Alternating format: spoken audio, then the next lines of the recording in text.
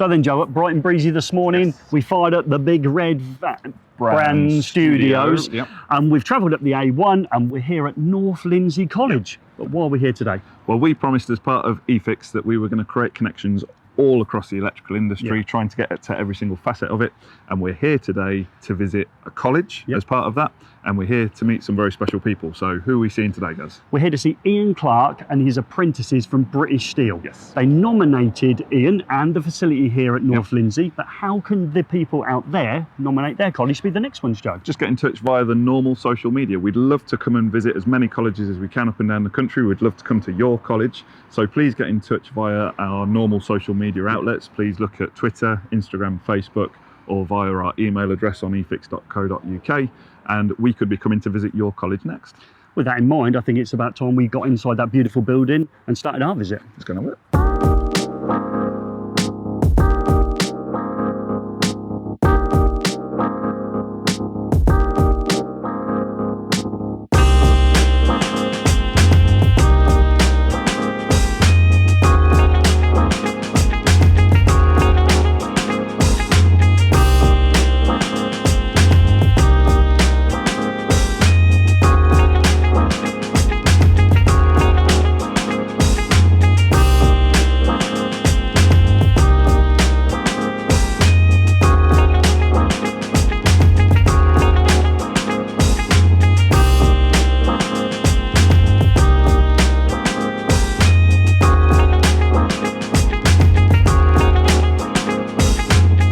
So we're wandering through the corridors and like a moth to a flame, Joe, we've been drawn into the electrical workshop. Absolutely, you might say we've been drawn by the magnetism of the electrical workshop.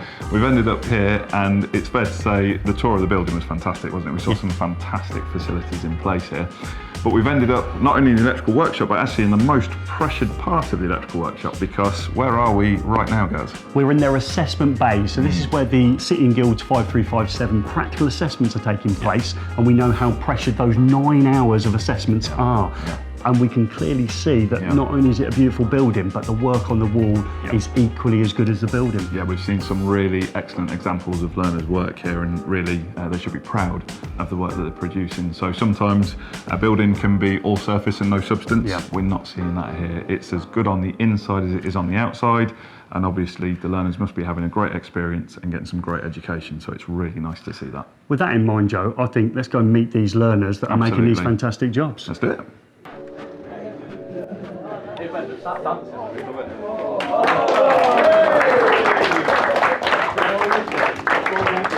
Wow. People aren't usually that happy to see us. Thank you very much. Not learners, anyhow, are they? Absolutely not, no. We'd just like to say thank you. We'd like to thank Ian, and we'd like to thank the people that produced the video, which is your second year apprentices amongst us, for inviting us in. And it's been, you know, a properly exciting day for us. I think we've been in the main campus. Absolutely. And now we've come down to spend the remainder of the day with you. So what we're going to be up to today, Joe? Yeah, we're going to be going up to the eFIXX mobile studio. So we've got our apprentice challenge wall there. So we're hoping that one or two of you will step up and see how quickly you can wire up a double socket. We'll find out who the fastest electrician is in the room. That'll be quite exciting. Will actually be a first, because it'll be the fastest apprentice. Yes, so you will actually set a new record or standard bearer for colleges. Till we visit the next college, so that's all good. We'll do that, and we've got some bits and bobs to have a look at, hopefully trying to bring some of the science and principles to life as well. So we'll spend some time looking at our electronics kit and hopefully explaining electricity in a bit more depth to you. So I think if we get our kit on, I think we can get out and have a look at the eFIXX studios next. Let's do it.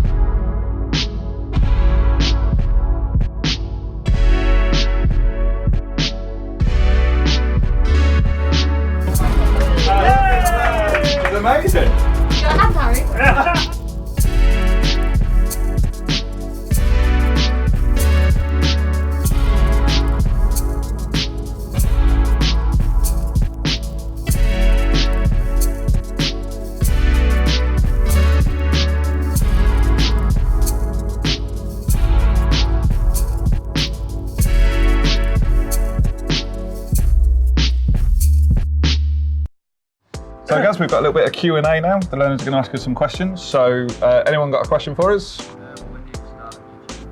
Good question, Gary? So when did we start YouTube? Is that that's the question? a good question. Yeah, that's what he said, wasn't it? Okay, well, let's take it one at a time. Okay. Yeah? So I started YouTube when I was working at a training provider, and I needed to set up a channel to help me teach CAD. So in my own time, I spent time recording CAD videos, using all my own equipment, and I uploaded them onto YouTube and then let my learners watch those videos in their CAD lessons so that they could learn at their own pace those sometimes quite tricky CAD skills. So that was when I started my YouTube channel in 2000 and something, 16, I think it was, 2016. I started mine in early 2017 with a little caveat that I'd never watched a YouTube video before I shot my first YouTube video. And if you go back to the very start, I can clearly show you that I've never watched a YouTube video, let alone shot one before. So I went about making possibly the most horrendous 50 videos you could start off with on a channel. So slowly but surely we got better at it, and we joined ourselves together back through YouTube. Is that correct? Yep. So I used to work with Gary, and then I stopped working with Gary for a bit, and then we reconnected. I know it's hard to believe. And then we reconnected because I was trying to find out how to make off an SY cable gland. And I didn't know, I knew how to do it badly, but I didn't know how to do it really well. So I went on YouTube to find out, and up popped this guy who I'd worked with before. So I just sent him a text message, and ever since that time, Gary hounded me and pestered me and made sure that I ended up back working with Gary. So that was that. So about just over a year ago, we ended up working together again. Yeah, okay, great question. Yeah, thank you, Gary.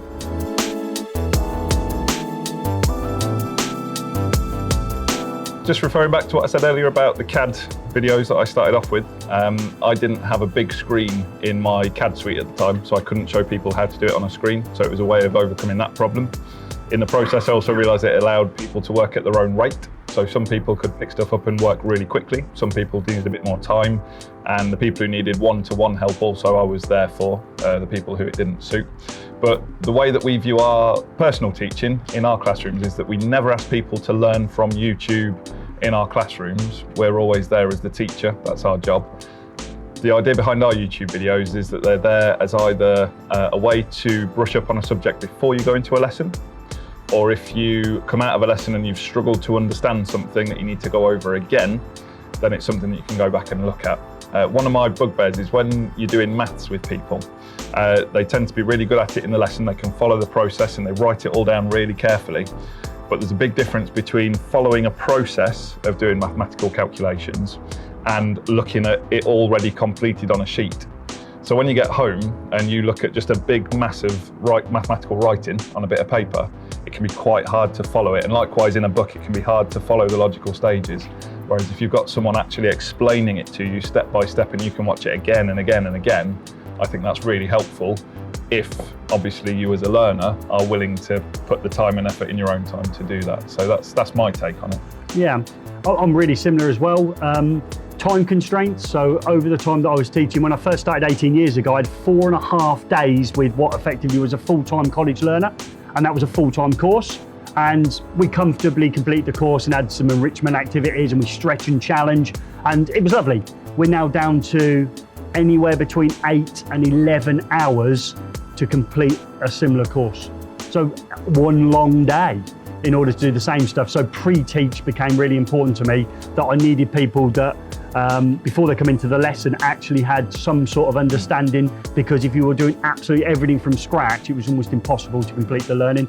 And maybe over the time of the 18 years that attendance levels have not been as good as they have been in the past, many other opportunities away from college, and people who missed little bits out of the course were really penalised when you consider how much we could do in such a short space of time. So it just helped on that element as well. Yeah.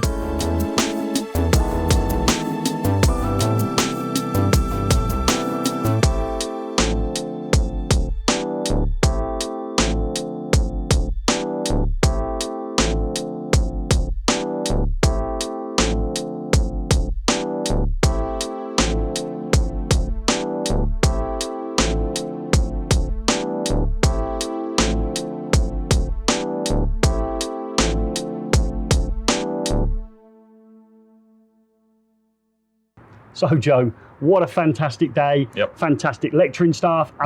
almost world-class students, not an issue all day, just great fun. Do you agree? Yeah, they've been engaged, they've been interested, they've been really well-mannered and polite, and it has been a really, really nice experience. This has been one of the best days I've had while I've been working at eFIXX, and I really, really cannot wait to go and do the next college visit. So how are we going to make sure that next college visit happens, Gaz? So to get the eFIXX connection, and that's what we're all about, is you need to nominate, as we said at the start of the video, through social media, nominate your college or your college lecturer, and you could be the next people that we're visiting. We look forward to seeing you.